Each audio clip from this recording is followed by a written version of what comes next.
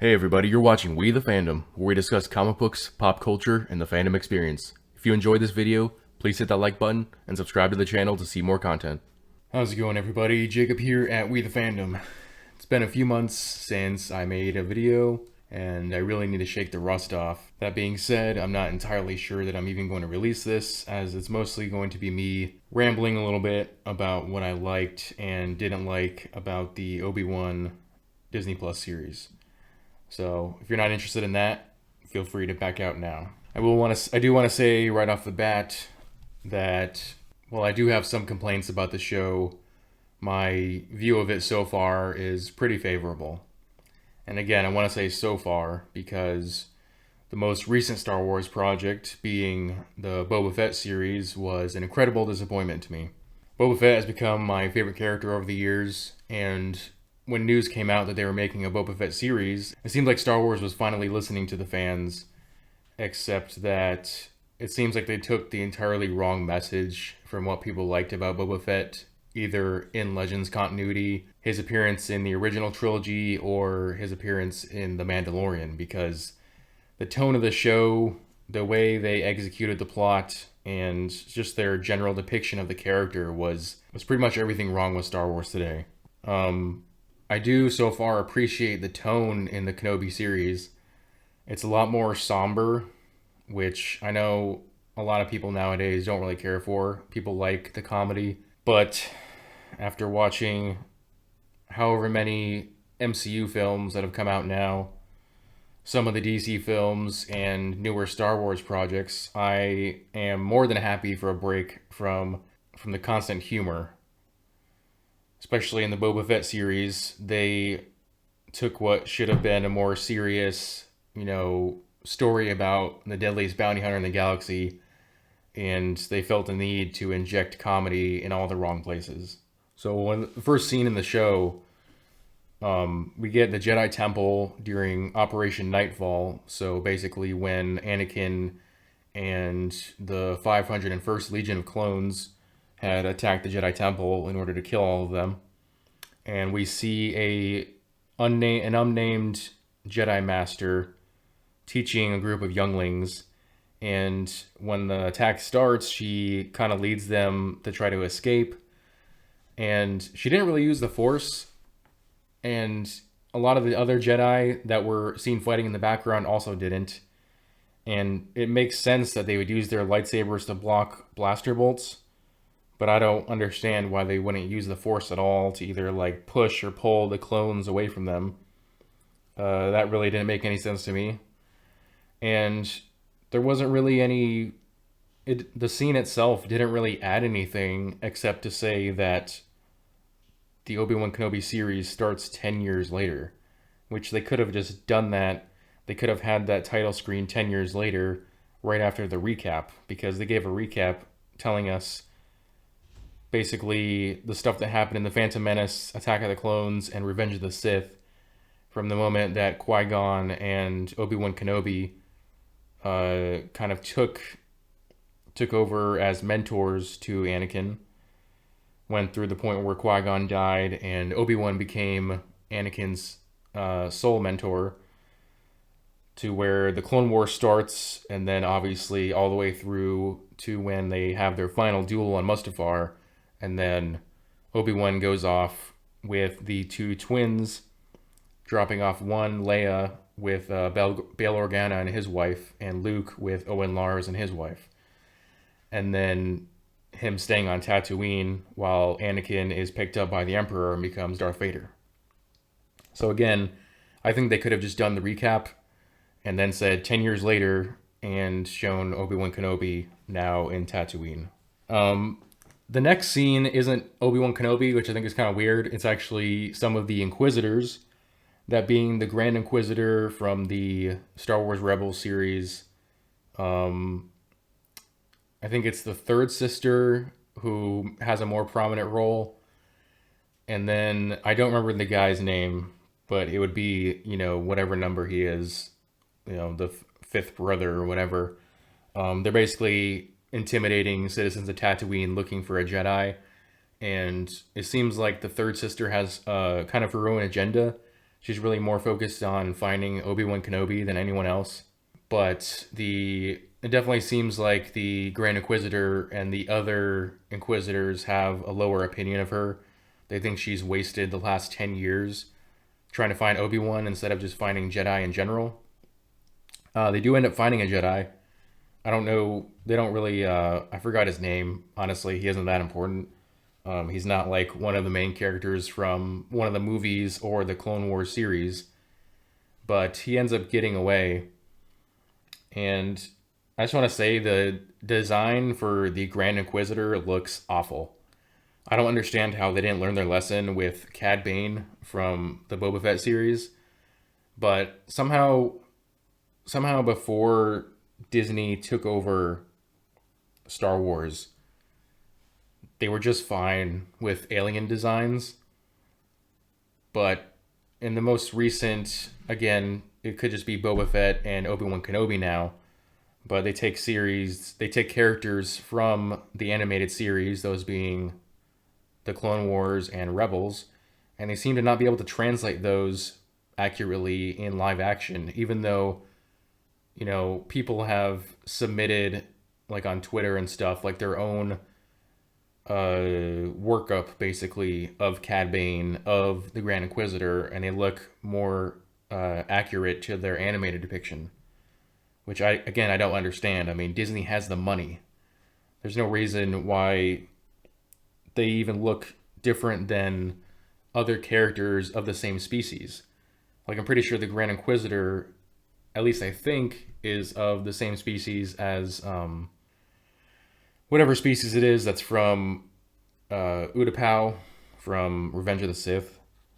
Basically the alien species there that met up with Kenobi before he was attacked by his own clones. Could be wrong, but yeah, they seem to not be able to get certain alien species correct. The other male Inquisitor, he looked fine. He looks more accurate to his animated depiction, which is good.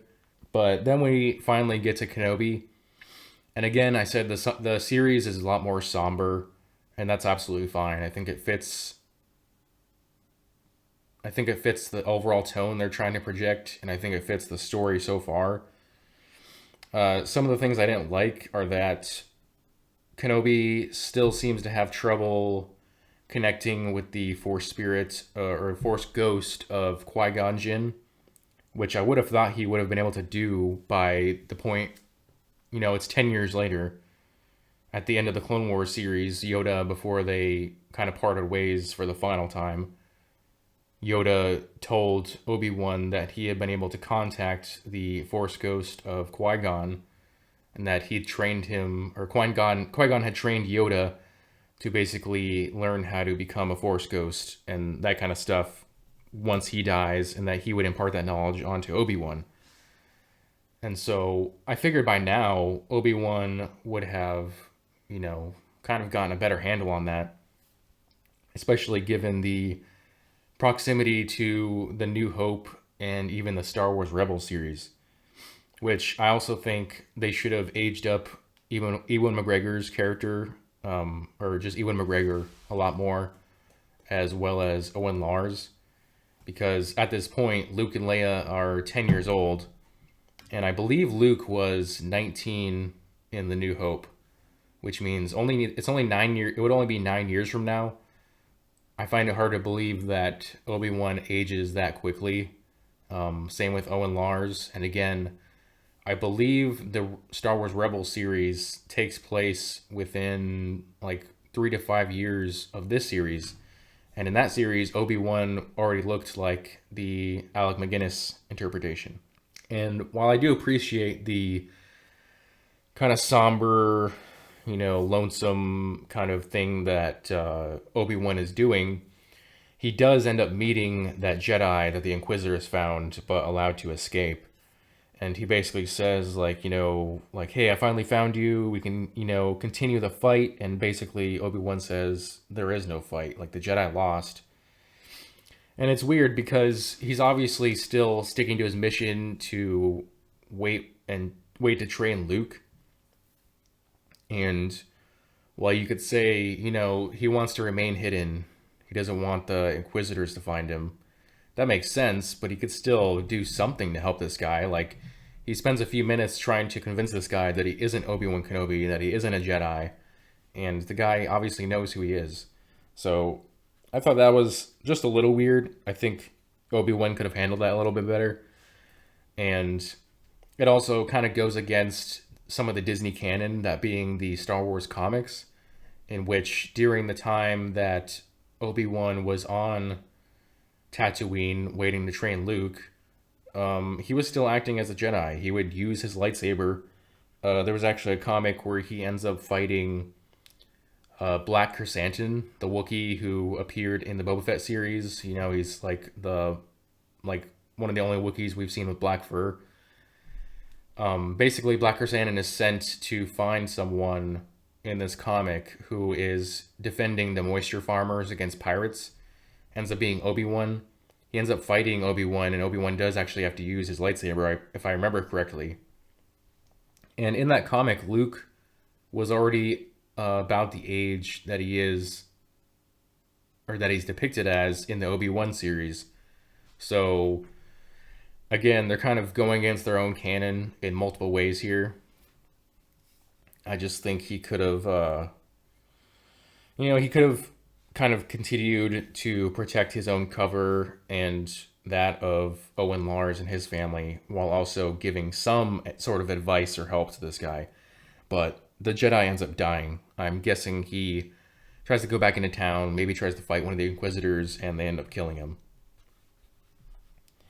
But again, I want to mention that the third sister seems to be taking a much more prominent role in the other Inquisitors, despite the fact that she's not the Grand Inquisitor, and she has some sort of grudge against Obi-Wan, which in the first two episodes we don't really get more of the substance behind that. It's just that she really wants to find Obi-Wan and get to him for some reason, and she's willing to go against the word of the Grand Inquisitor to do that. But we do see Luke for about 5 seconds, and, he doesn't talk to Obi-Wan or anything. It's kind of just showing him in the distance while Obi-Wan's watching the Lars family. But we do get young Leia. She doesn't just make an appearance, she actually has far more screen time than Luke, and I would say in the second episode, her screen time is about equal to Obi-Wan Kenobi. And I already have a problem with Leia's depiction in here because, one, she's only 10 years old, but she talks to every adult as if she's a million times smarter than they are. Like, it's almost like she's the human version of Yoda, except that she's a 10-year-old human. Basically, every character that interacts with Leia is made out to be unbelievably incompetent to make her seem more capable. There was she gets kidnapped in order to lure Obi-Wan Kenobi so that the third sister can find him. And there's the three kidnappers who I'm guessing are some level of bounty hunter. And then there's this scene where they're chasing her through the woods. And it's very obvious that these guys are like grown adults. They have obviously done this kind of thing before. And yet they're shown to, like, one, they can't even run. It's like they're playing hide and seek with Leia, basically. They were, tripping over nothing, tripping over themselves, crashing into tree branches that were obviously right in front of them. It was like watching some really bad, like, Scooby-Doo villain chase with the monster chasing the Scooby gang. And again, this is a 10-year-old Leia. She has been living the life of a princess, even if her level of competence in that chase scene was fine. It was just that the bounty hunters were shown to be, like, the bounty hunters were basically written in a way to just prop up Leia. Like, they're basically retroactively turning Princess Leia into Rey, where she just kind of knows how to do everything. She's just better than everybody at everything without any, like, training or any, like, real reason given as to why she can do the things she can do, why she knows so much and is able to talk to the adults the way that she does. None of it really makes sense. They're just trying to say, like, hey, Leia is this super badass character, but they're doing it the wrong way. You know, they should, if they're going to do something like that, they should, one, wait till she's older, till she's around, like, the New Hope age, to where she's already a senator. Maybe she's had some minor combat training or something, because a 10-year-old shouldn't be able to escape bounty hunters unless she's, like, a Jedi, maybe. I mean, even a Padawan would probably have issue escaping from bounty hunters. And again, with the whole, she even talks down to Obi Wan Kenobi, a Jedi Master who has dealt with younglings, has dealt with Anakin, Leia's father.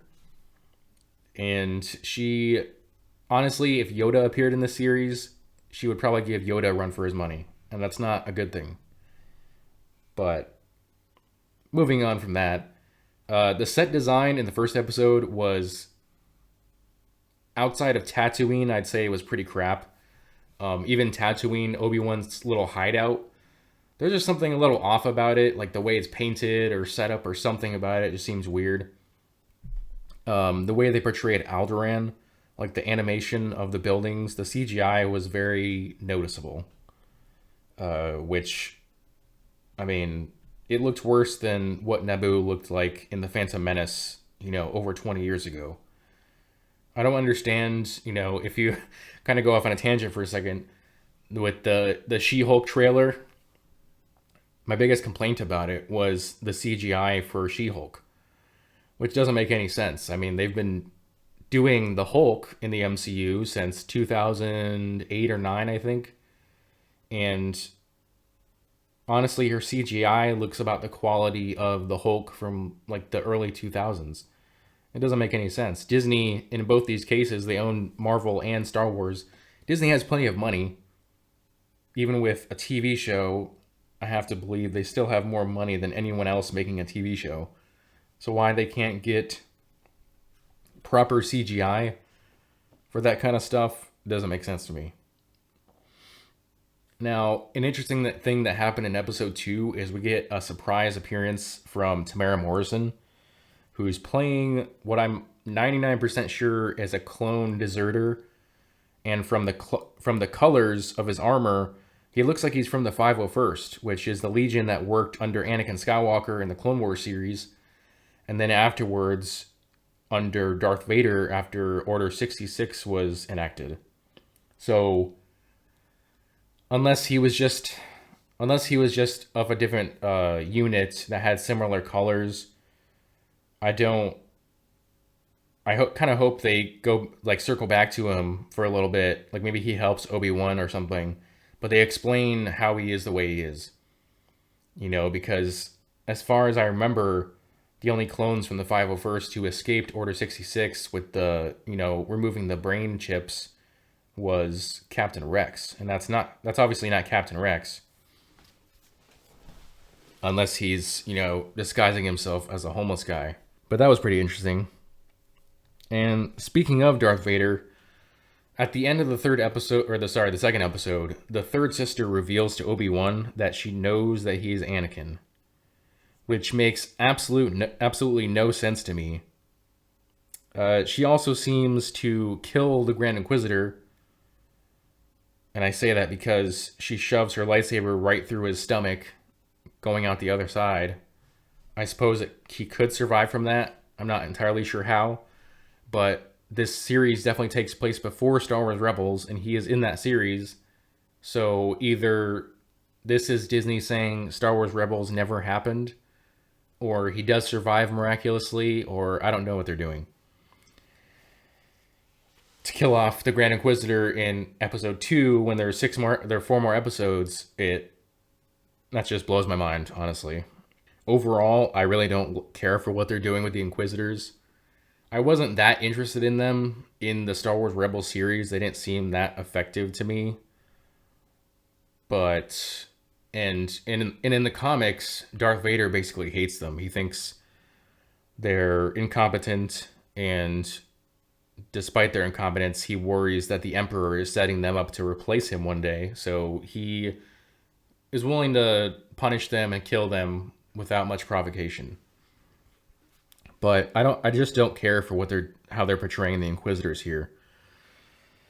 The third sister didn't bother me in the first episode, but after watching her do a lot of unnecessary parkour in the second episode, interspersed with the scenes of Obi-Wan trying to save Leia, and her just shouting out these like generic villain declarations once Obi-Wan escapes, it's like they're working really hard to make her seem badass, but the attempt is just sad, which it's kind of going in the opposite direction of how they're trying to make Leia seem badass, except that it's also, both attempts are bad, it's just they're bad in different ways. We do see a very quick appearance of Hayden Christensen as Vader at the end. He's, in the water tank, in the Bacta tank. I'm really hoping we get some live action Clone Wars flashbacks and maybe learn more about what's happened with clone deserters in the past 10 years, as they did serve under Vader right after the fall of the Jedi, up to a time until they were replaced and slowly phased out with stormtroopers. So yeah, so far I mostly like the Kenobi series. I at least like the way that they're portraying Obi-Wan Kenobi. I don't care for the Leia stuff as much, simply because of the way that she can kind of do everything. And the third sister went from being tolerable to just kind of, she's like a really, really badly written villain. And again, how she knows that Vader is Anakin. I don't see Vader trusting any of the Inquisitors with that information, let alone her. So I am really curious how they're going to explain that one. I still have some hope for the rest of the episodes. My only worry is that the third sister is going to basically hijack the series, where, it's obvious that Obi-Wan still, the idea of Anakin and the fact that he might be Darth Vader is obviously now very prominent in his mind at the end of the second episode. And I just hope they don't turn the third sister into the main villain and, basically make the series about her in the same way that the Boba Fett series kind of became about the other characters, and he was nearly almost entirely sidelined in the last 3 episodes. Obviously, the Mandalorian isn't here to kind of take over the series, so unless they're going to do have Ahsoka pop in and take over the last 3 episodes, which I hope they don't do. But yeah, I know a lot of fans have issues with the conflicting continuity due to the possibility and, Disney basically almost entirely addressing the rumors by saying that Vader and Obi-Wan will fight each other again, which somewhat contradicts what they said in their final fight in The New Hope. And it's kind of a gray area there. I know some fans, like diehard fans, say no, based on their dialogue, they would never have fought again between Revenge of the Sith and The New Hope.